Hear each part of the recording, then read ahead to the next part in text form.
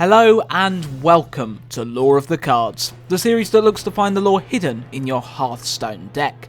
Today, to celebrate 5,000 subs, 3,000 subs too late, woo, we'll be covering a hero from Hearthstone.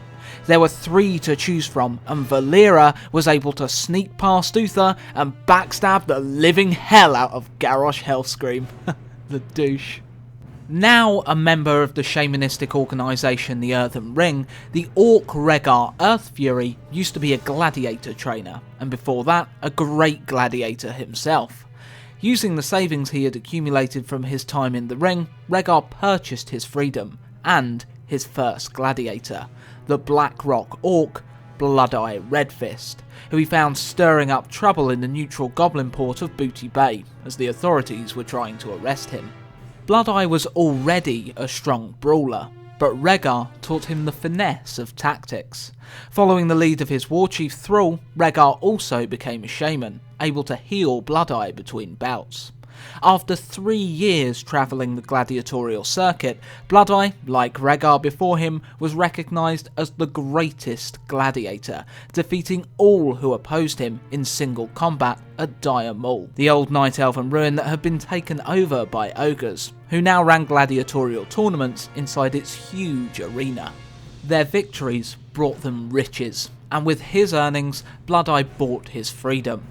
However, the gladiator was not quite ready to retire. Having bested all opponents, Bloodeye craved a new challenge, wanting not just to become the greatest single fighter, but to lead the greatest team at the Dire Maul tournament. Always one to take a highly profitable wager, Rhaegar agreed to help, and both he and Bloodeye used their profits to purchase another 2 fighters, the druid Broll Baremantle and the blood elf Valeera Sanguinar. Valira's past is steeped in tragedy. Her parents were murdered by bandits, and since childhood, Valira has looked after herself, stealing and skulking through the shadows to make ends meet. Her parents' death aside, Valira had to endure a grief that was shared by the entirety of her High Elven race. During the Third War, a seemingly unending undead army called the Scourge swept over the Eastern Kingdoms. The human kingdom of Lordaeron was one of the first to fall. The Scourge's supreme ruler, the Lich King, had turned the kingdom's prince Arthas into his champion, and the fallen prince murdered his own father, Tyrannus. The next kingdom to fall before the might of the Scourge would be Valira's own. The beautiful kingdom of Kael'thas could not resist Arthas' unrelenting assault. The kingdom defeated, Arthas set about eradicating almost all High Elven life for their insubordination. 90% of the race were slaughtered, making Valira one of the very few that survived. Arthas was not finished there. One of the elves' greatest treasures was the Sunwell, a font of supreme magical energy that the elves drew upon to empower their magical abilities. In order to resurrect the necromancer Kael'thas, Arthas corrupted the energies that flowed from the well. As a result, the elves could no longer draw upon its power. Without the well that had existed since their kingdom's inception, the High Elves found themselves suffering from magic withdrawal. Having fed on the Sunwell throughout their lives, the High Elf race had become addicted to magic. Now named Blood Elves in honour of their fallen brethren, the race resolved to survive and find ways of sating this unquenchable addiction. Valira preferred to remain a lone wolf, as she had for most of her life, not following the new Blood Elven leader, Kael'thas Sunstrider. While she did not travel with the rest of her race, she did sympathise with their plight, their magic addiction, and the tough decision to leave the Alliance and later join the Horde. As a result, Valira does identify as a Blood Elf, but does not affiliate herself with either the Alliance or the Horde. As time passed, Valira returned to the life she was used to, stealing for profit. However, one day she bit off a little more than she could chew, captured by orcs while trying to steal a shaman's talisman. Despite being unarmed, Valira was able to injure several of the guards before finally being restrained and imprisoned. In her cell, Valira had plenty of time to concoct a plan for her escape. Unfortunately, the day before she was able to act, she was bought by Rhaegar. It's possible Rhaegar may have heard of Valira's raw combat talent and sought her out. Valira was to be the final addition to Blood Eye's arena team. Broll had already been a part of it for some time, even being blooded in the arena alongside the Great Blood Eye. The day after Valira was purchased, Rhaegar's team suffered a major setback. His gladiatorial career had earned Blood Eye many enemies. While relaxing, doted upon by several orc women, Blood Eye was murdered, poisoned by one of his companions for slaying her mate in combat. Blood Eye would not go down without a fight. With his last breath, he hurled the poisoned tankard at his assassin's head with such force that she too died. Rhaegar was now between a rock and a very hard place. He had just invested a great deal in this team, and now its star combatant was dead. He was left with two great but undisciplined fighters. After Blood Eye's funeral, Rhaegar immediately set about finding a new team leader. Pessimistic he could ever replace Blood Eye. Rhaegar's run of bad luck was soon about to change. As he, Valira and Broll travelled to Orgrimmar to train for Dire Maul and hunt down a new team leader, they happened across a human washed up on the shore. The man was dazed and under attack by a starving crocolisk. Rhaegar observed as the man fought for his life, nimbly dodging the croc's jaws and deftly wielding a piece of driftwood as an improvised weapon. Impressed, Rhaegar wanted this man for his arena team. He was further convinced when the crocolisk bared down on the man, and in a rare moment of panic, Rhaegar shocked it to death with lightning. He needn't have worried, as the man had used the crocolisk's weight to drive the driftwood through its heart. Rhaegar asked the man his name, but he couldn't remember, struck with amnesia. This made things a lot more simple for Rhaegar. He knocked out the human and claimed him for his arena team. The human, now known as Crocbait, awoke to be met by Valira and Broll, who introduced themselves. It didn't take Crocbait long to realise that this was not a harmonious team, Broll and Valira showing open animosity toward each other. This dislike between Valira and Broll was not personal, but racial. After the defeat of the Burning Legion during their first invasion of Azeroth, Malfurion and Stormrage outlawed the use of arcane magic, the force that had initially attracted the Legion to Azeroth. Punishment for the magic's use would be death. Several Night Elves bristled under this new law, having never had their magic restricted before. In frustration, a large group summoned an arcane storm over the forest of Ashenvale. Due to their numbers, the death sentence was commuted to exile across the sea.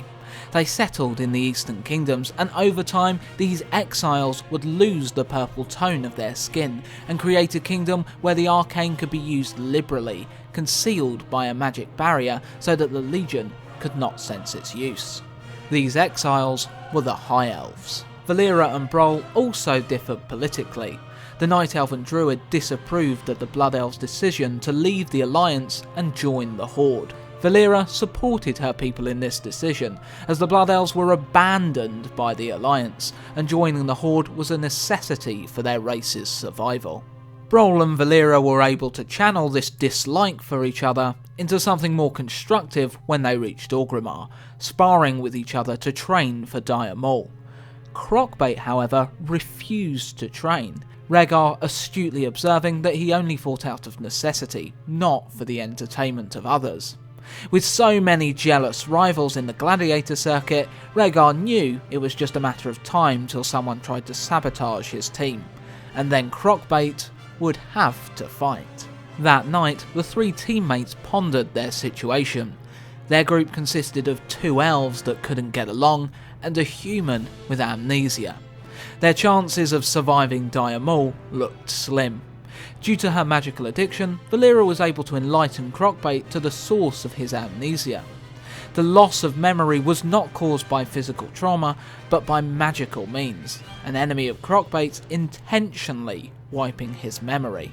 Broll used the technique Rhaegar had taught him to reveal one of Bait's repressed memories, him as a young boy in a city aflame.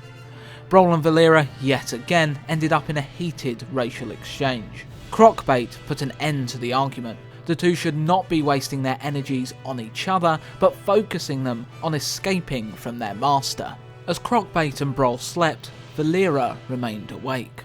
Broll had blamed all of her racist mistakes on Blood Elves as a whole.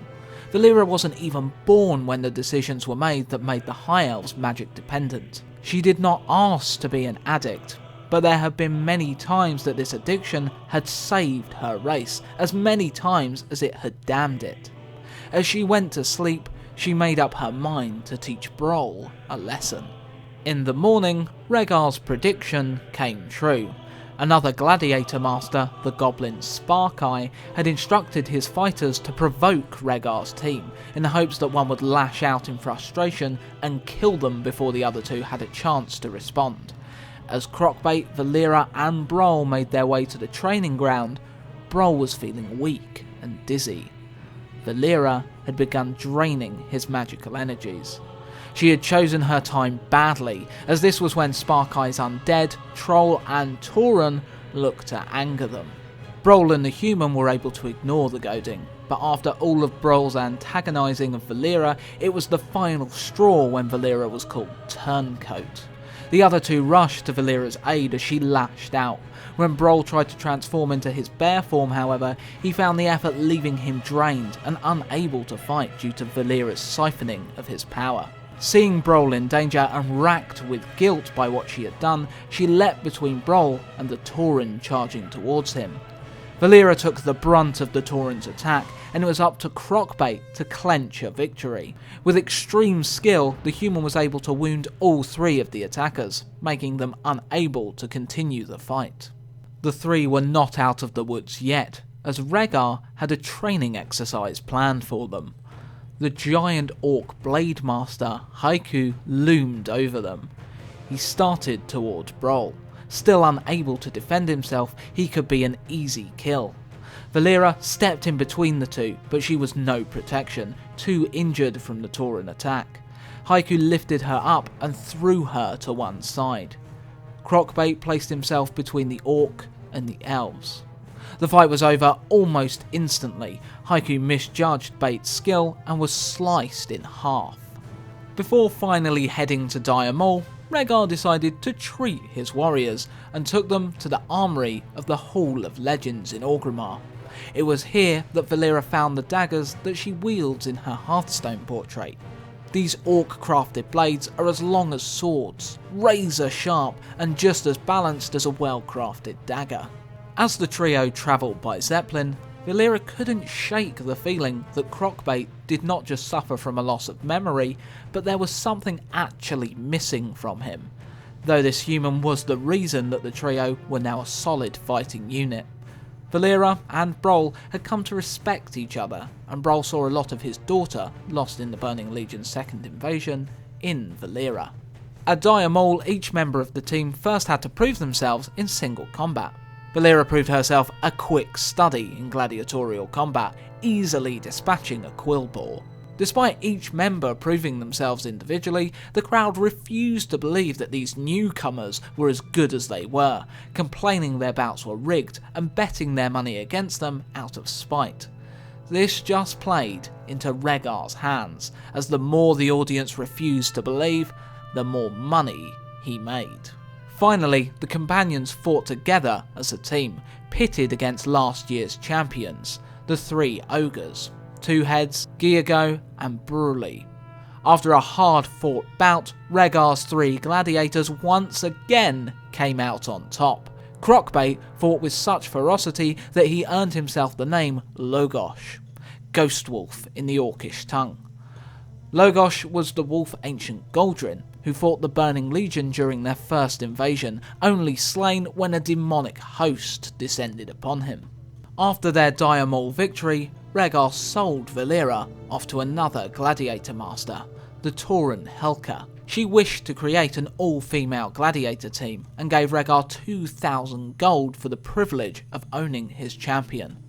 Rhaegar himself was looking for a more brute strength fighter, so planned to travel to Thunderbluff to find Tauren. Perhaps he felt Valera's impulsive nature was a detriment to the team.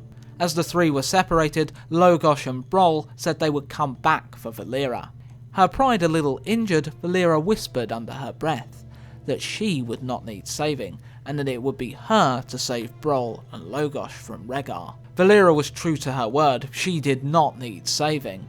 While flying on a wyvern toward Merchant Coast, Valera was able to convince the beast to flip and throw her bodyguard from its back. This gave her the time she needed to hide away in the forests of Feralas. With the wyvern Bristlefur by her side, Valera was able to make it all the way to Thunderbluff to rescue her two friends. However, when she arrived, Broll and Logosh were in the midst of their escape from Rhaegar. As Broll and Logosh fought off orcs upon a hippogriff in the sky, Valera was privy to a conversation between Rhaegar and her Mort rune totem.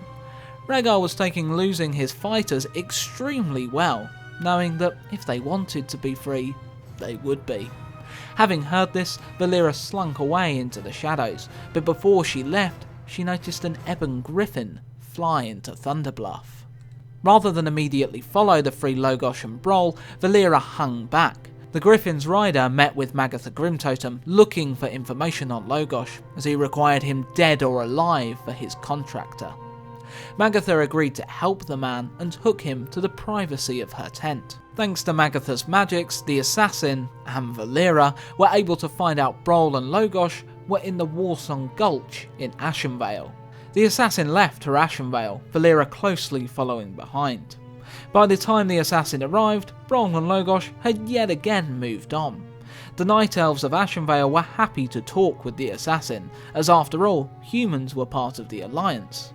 Overhearing the conversation, Valera discovered that Broll had been inflicted by a curse, the reason he was so quick to anger and why he could only shapeshift into a bear. This is one of the main reasons Broll allowed himself to be bought by Rhaegar, hoping that the orc's ability to tame his rage would rub off on him. Broll had been able to lift the curse and now travelled to the Night Elf capital of Darnassus with Logosh. Valera was discovered, and the Night Elves were not as welcoming to her as they were the assassin. Accused of being a Horde spy, despite having no affiliation to them, Valera had to fight her way out or be held prisoner. During the fray, the human assassin departed for Darnassus. Valera put Rhaegar's training through its paces, able to fight off 5 highly trained Night Elf sentinels long enough to escape. By the time she reached Darnassus, Logosh and Broll were gone. They had headed to Theramore to see if Jaina Proudmoore could shed any light on the dark magic that repressed Logosh's memories. As Broll and Logosh travelled, the assassin had caught up to them, but so too had Valera. As the man lined up a crossbow shot atop his griffin, Valera struck. She threw one of her daggers into the man's back with pinpoint accuracy. Valera leapt from Bristlefur, knocking the man off his griffin and both landing in a giant spider web. As the two fought, restricted by the web, Valera tried to get information from the assassin, who he worked for and who wanted Logosh dead. The assassin remained tight-lipped and commanded his griffin to drag Valera away. Before the beast could take her to a height that would spell death for the Blood Elf, she drove her dagger deep into its eye. The pain caused the griffin to drop her into the muddy water by the web. Valera feigned defeat, begging the assassin to tell her who sent him just before she died. He again refused, and Valera parried his strike, gloating that if he'd told her, she might have warned him, as a giant spider sunk its fangs into the man and began to devour him. Exhausted and injured, Valera struggled to the riverbank, where she was discovered by the dwarf Sven and the once all-powerful Aegwynn. Sensitive to magic as she was, Valera was able to sense Aegwynn's once great power, but the sorceress did not reveal her past, only that she too had danced between the dark and the light. A dance that Valera's lust for magic placed her into as well. Aegwynn insisted Valera rest and learn the elf's story as they travelled together to Theramore. When they arrived, Valera was sent to a healer, and Aegwynn was immediately called to a meeting with Jaina Proudmoore. The subject of this meeting was Logosh. While Jaina had not been able to discover many of his memories or break the spell cast over him, she was able to discover the gladiator's identity. Varian Rin, the lost king of Stormwind. With this knowledge, Brawl and Varian decided to travel to Stormwind, though Brawl first wanted to find Valira and set her free. Valira appeared, and the three friends reunited to begin their voyage to Stormwind on one of Jaina's ships. This voyage was not a peaceful one, as the three were attacked by a group of Naga who recognised Jaina's personal vessel and thought they could get a large ransom for whoever was on board. The leader of the Naga, Morgula Darksquall, summoned a sea monster from the depths, channeling powerful arcane magics through her trident.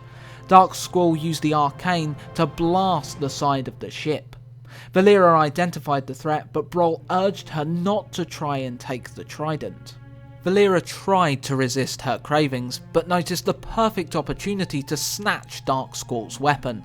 Brawl jumped into the water after her to protect Valira from the massing Naga in the waters.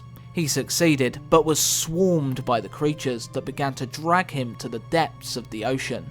To save Brawl, Valira drew off of the arcane energies of the trident, which allowed her to swim through the water at blistering speed and kill the Naga surrounding Brawl. Brawl, in his fast-swimming aquatic form, carried Valira to the surface. When they were safe, he destroyed the trident, so Valira could not drain more of its energy, as feeding off of the arcane magic could tempt Valira to darker sources of magic.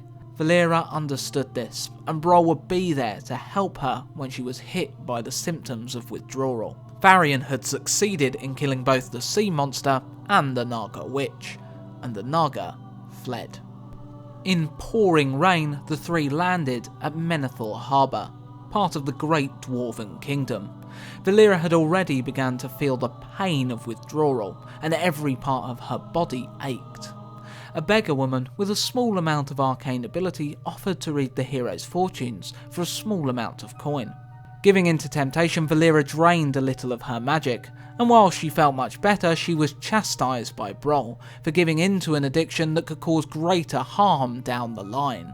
As the three walked through the port, they bumped into a drunk. The man's eyes widened as he exclaimed Varian should be dead.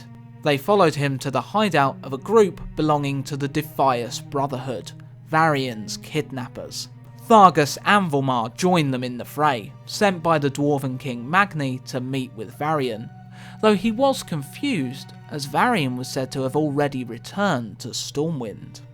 The Brotherhood were defeated, and to Brawl's dismay, Valira once again drained a sorcerer's energy to remove him from the fight. In the morning, the companions with their new fourth member started towards Ironforge, capital of the dwarves. Valira came into contact with a dagger coursing with fell energy, the more dangerous magic Brawl had warned of, which destroyed life to cause harm. A travelling merchant offered Valira the dagger, and with a single touch she felt renewed again. Realising what had happened, Brawl, who was shapeshifted to a cat Valira rode, instantly bolted away. Now that Valira had tasted this more potent magic, the withdrawal would be even more unbearable. While travelling to Ironforge, the heroes were once again attacked, this time by a band of Dark Iron dwarves. They were able to defeat the dwarves, but Brawl sustained heavy injuries, using his bear form to protect the withdrawal-racked Valira. She tried to contribute, but her body shook so violently that she was unable to throw a dagger straight. After defeating the Dark Irons, Anvilmar seized the opportunity to interrogate them about his brother, Hjalmar. He was being held at the Thandal Span, an important dwarven trading route, which had recently been taken over by the Dark Irons. Loyal to King Magni, Thargus suggested they move on to Ironforge so he could complete his orders. Varian insisted that the four instead go to the Thandal Span. As they travelled across the wetlands to save Thargus' brother, another obstacle stood in their way. Another assassin paid by the mystery benefactor that wanted Varian dead. Confident in his abilities, the Blood Elven warlock Vendalin Soulfire confronted the party head on. The first person he turned his attention to was Valira, sensing the young elf had already been exposed to fel magic. Soulfire, who seethed with fel energy, drew Valira to him like a moth to a flame. Suddenly, Soulfire blasted Valira with huge quantities of fel energy, overloading her senses and causing her to collapse to the ground. Even with a powerful Doomguard at Soulfire's command, the remaining heroes were able to defeat him. But Valira had begun a new type of battle, fighting the addiction to a highly corruptive magic. The fel energy surged through Valira, its presence repulsing her like maggots beneath her skin. Valira's exposure was visible for all to see as foul runes glowed from her skin. Brawl vowed he would do all that he could to stop Valira from becoming fully corrupted. As they continued to the Thandal Span, the fel energy began to take its toll. The craving for more began to surface, Valira fearing what she may become, her body shaking uncontrollably and needing constant supervision from Brawl. When the heroes reached the Thandal Span, they needed to fight the Dark Irons to liberate the bridge.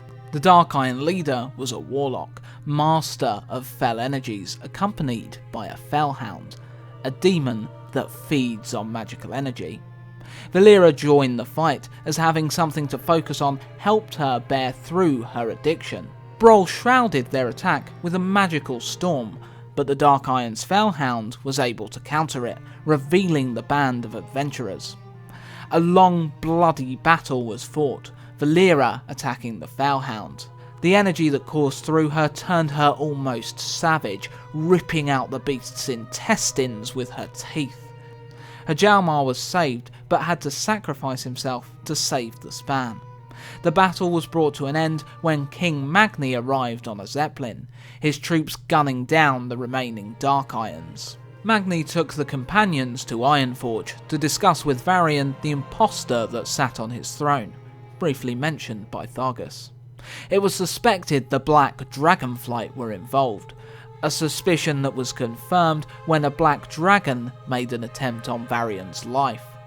The dragon in human guise used an invisible arcane dagger, but Valira, desperate for magical energy, was able to see it. When Valira exposed the dragon, Brawl was able to make it flee using his great magical capabilities. The exposure to the dagger had pushed Valira to another level of madness. She leapt at Brawl, unable to control herself, yelling insults in Eredun, the language of the Burning Legion, until she finally passed out. When Valira awoke, Varian, Brawl and Thargus were embarking on a mission to Black Rock Depths to find out who was responsible for Varian's imposter. Valira was forbidden from going, much to her annoyance. It was far too dangerous for her in her current state, the magical artifacts within the depths possibly pushing her over the edge. Valira was locked in a cell in Ironforge and left to fight through her fel addiction. Cold turkey. The elf raged, frustrated at being left alone, at the pain that coursed through her. The time without magic caused her to become delirious, and she began to hallucinate. Valira saw her parents. At first, they comforted Valira, saying how cruel the others had been to leave her. But as soon as Valira felt more at ease, they rejected her. Valira desperately sought their approval, her parents stating the world was corrupt and broken, and the only way to cleanse it would be the death of all living things, and that Valira should join them. A blinding light appeared, causing Valira's parents to dissipate, and an image of Aegwynn appeared in their place. Valira's parents had been a false image created by a demon in an attempt to possess Valira. While Aegwynn could not totally prevent any possession, she would do all that she could to help Valira resist, and told the Blood Elf to remember that despite the difficulties she faced, she was never alone. When Brawl and Varian returned, Valira had been able to dispel a great amount of the fel energy that lingered in her body, to the point where runes no longer marked her skin. It was discovered who had placed Varian's doppelganger on his throne, the black dragon Onyxia. in order to control the human kingdom as hers. Onyxia was also the reason for Varian's memory loss. She had kidnapped the king and cast a spell that split his body in two, the charming ruler and his fighting spirit. Using subtle sorcery, Onyxia in human form was able to manipulate the charming side of Varian. She intended to kill his fighting spirit, but he escaped and became Logosh, the mighty gladiator. The friends were able to chase Onyxia out of Stormwind and follow her back to her lair. They were able to defeat her, Varian's two parts were once again whole, and they were able to rescue Varian's captured son, Anduin. With Onyxia defeated and his kingdom restored to him, King Varian was convinced by Jaina Proudmoore to hold a peace summit at Theramore with the Orcish war chief, Thrall. Valira accompanied Varian to the meeting as Anduin's bodyguard. The meeting started well, but was later interrupted by an attack from the Twilight's Hammer, an organisation led by the ogre mage Cho'gall to bring about the end of Azeroth and servants to the old gods. The Hammer succeeded in two of their objectives. Firstly, after the attack, the Horde and Alliance came to blows. The half-orc Garona was part of the attack, ensorcelled by Cho'gall to perform his will. Garona had been responsible for the death of Varian's father. As a result, Varian accused the Horde of the attack, despite there being Alliance races attacking as well, deeply offending the Orc warchief. The second objective the Hammer achieved was to capture Medan, Garona's son who had been searching for her. During the fight, Garona was stunned by the magic that controlled her, Cho'gall intending to have her eliminated. Before Varian delivered a death blow, Medan arrived and intervened, saving his mother, but ending with him being captured by the Hammer. Medan had huge potential. Having Orc, Human and Draenei blood flowing through his veins meant he had an affinity with almost all magic schools. This meant Cho'gall would be able to harness his powers and use them to resurrect his master, Cthulhu the Old God.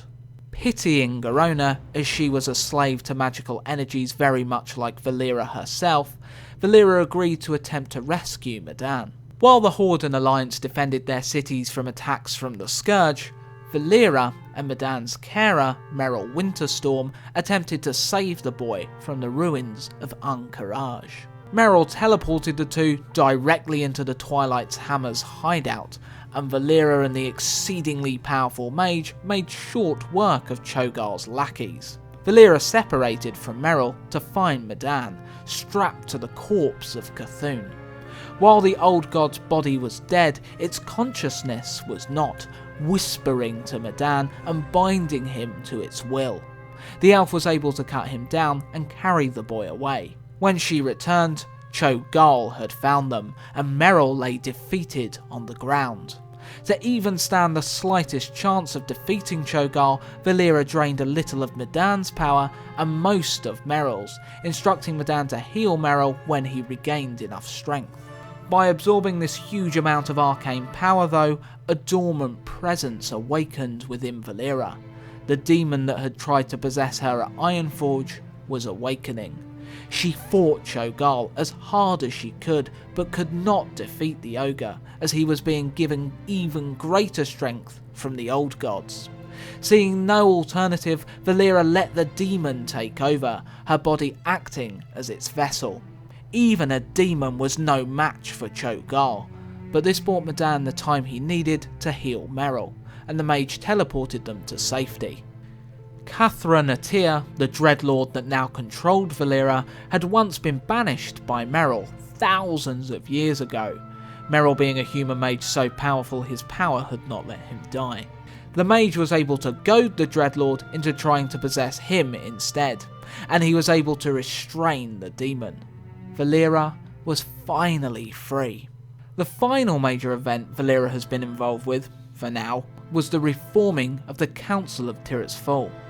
A council of mages that would transfer their power into a single guardian to fight demons that made their way to Azeroth. This council was disbanded by Aegwynn when it came to passing over her mantle of Guardian, opting instead to hand it to Medivh, her son, a regret she now lived with, as her selfish action had led to the death of her son. The council was reformed with Medivh as the Guardian.